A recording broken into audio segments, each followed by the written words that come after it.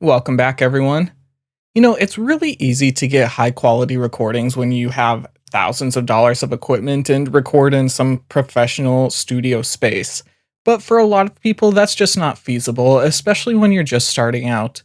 You probably don't have a ton of equipment, and you definitely don't have a professional space to do it. But that doesn't mean you can't still get high quality professional sounding recordings. This video is going to be all about the best ways that I know to raise the quality of your recordings without spending tons of money on equipment.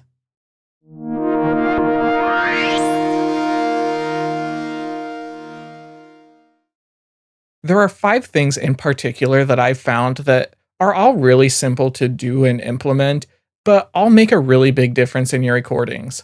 So the first one is just to record closer to your microphone.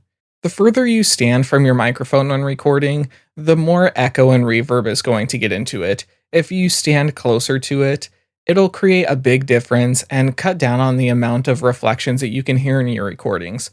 So just listen to me right now. If I record back here, you can hear a lot of room noise and it's very reverb heavy. But if I record up here, my voice sounds a lot thicker, deeper, and fuller, and you don't hear as much of that room noise. So it makes a big difference. You are going to want to find that sweet spot between being too close to your microphone to where it sounds really boomy and heavy and being too far back. So just experiment, do the same recording at several different inches apart and see which one sounds the best to you. The next one is to know where to aim your cardioid mic if that's what you're using. So this one's not going to apply to everyone, of course, but a lot of microphones do have a cardioid pattern in them. If you haven't seen an illustration of this pattern before, it basically just kind of looks like a heart, where it's going to pick up all that signal in front of the microphone, but none of it behind it. So if you're looking at this microphone here, it's going to record this and cut out everything on this side of it. So you can use this to your advantage. If there's one wall in your recording space that's made of something reflective like brick or just doesn't have anything like bookshelves to cut down on the reflections, aim the back of your cardioid microphone in that direction. That'll make sure that those reflections aren't coming back and hitting the back of the microphone and getting into your recordings. They'll be dampened and reduced. Obviously, it's not going to cut down on it completely because reflections can still come in from the front, but it will help. Tip number 3 is to stay away from your walls while you're recording. If you're recording right up close to a wall, the reflections are going to be right there bouncing back into your microphone. If you stand away from the wall while recording, those reflections are going to take a longer time to get to you and be less prominent in your recordings. I will note that you also don't want to stand in the complete center of your space though, because that's going to create a really bad muddy recording for you because you're going to get these reflections from all sides bouncing in and causing really bad noise. What you want to do is find a place off center in your recording space and stand there.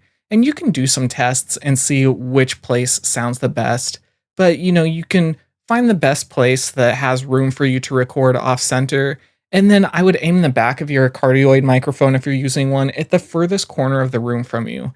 This will create the most distance between your microphone and the early reflection points.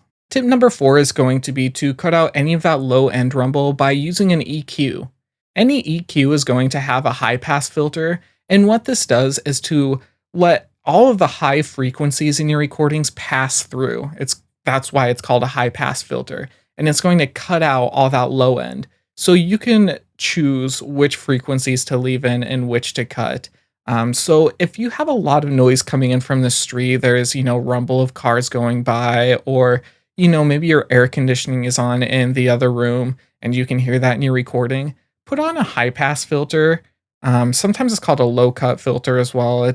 The same thing, it's just opposite. And it's going to cut out on that. Now, you're not going to want to cut out all of that good bass resonance in your voice, especially if you're a male, but you can find that cutoff point to where you get rid of all the boomy low end sounds that are just muddying up your recordings, but still leave in that good low end resonance in your voice. And this is going to help a lot. Also, a lot of microphones have these built in. So like this one right here has this little thing that's I'm gonna flick that and it automatically adds a high pass filter to it. So that's a good option right there if you want to cut it out at the source. See if your microphone has a switch like that. But if not, you can always do it in post production as well. And the last tip is to hang up blankets or towels around you to cut down on reflections. This is definitely the most DIY way to cut down on reflections. A lot of people are going to buy or make acoustic panels like I have behind me, but if you don't have that option or you just don't have the money for it yet, using blankets or towels or anything that's, kind of thick and dense like that is going to help a lot. When I started out doing voiceover work, I actually put up a microphone stand behind me, and then I had a blanket going from that over the back of my chair, and I would record under that with the blanket draped on all sides of me. This definitely got really hot recording under it, and it sucked, but it did cut down on all of those reflections on my walls, as well as dampened out some of the street noise that I do have outside of my recording space here. Um, but it's not something you want to do forever, but it's a good option for right now. If you have some tall bookshelves in your space, drape a blanket between those and put something on top of it that's heavy to hold the blanket up. Anything you can do to cut down reflections on walls and surfaces is really going to help. Okay, so that's all I have. Those are my 5 tips to creating higher quality recordings when your room might not be professional grade.